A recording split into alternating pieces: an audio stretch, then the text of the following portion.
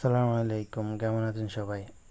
নিশ্চয়ই ভালো। Take solution বাড়ির পক্ষ থেকে আন্তরিক শুভেচ্ছা অভিনন্দন।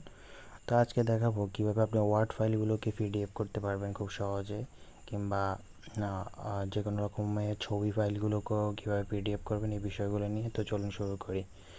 ভিডিও শুরুতে রিকোয়েস্ট থাকবে, যদি চ্যানেলে নতুন হন অবশ্যই চ্যানেলটি সাবস্ক্রাইব করে নেবেন নিত্য নতুন টেক ভিডিও যাওয়ার জন্য আমার চ্যানেলের সাথে থাকবেন।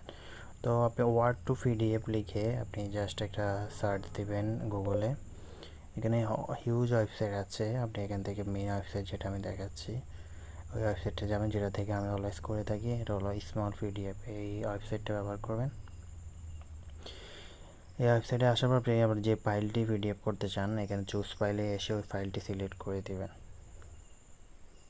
দেখুন এখানে সবগুলো আমার কাছে যদিও ডক ফাইল না, তাও আমি একটা ডক ফাইল নিলাম। এই ডক ফাইলটা আপলোড হওয়ার পর আপনি এখান থেকে সরাসরি আপলোড হওয়ার পর আপনি এটা ডাউনলোড করতে পারবেন। ডাউনলোড করার পর ওটা পিডিএফ হয়ে যাবে।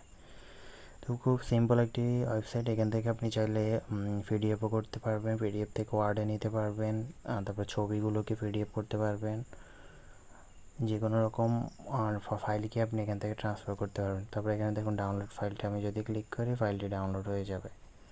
ফাইলটি তখন ওপেন করলে সাথে সাথে আপনার কাজ হয়ে গেল।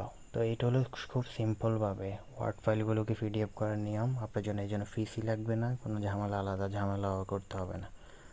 তো দেখুন আমার এটা ডাউনলোড হবে 233 এবির ফাইল। ডাউনলোড করার পর যখন চেক দিব ওটা পিডিএফ ফাইল আকারে চলে আসবে।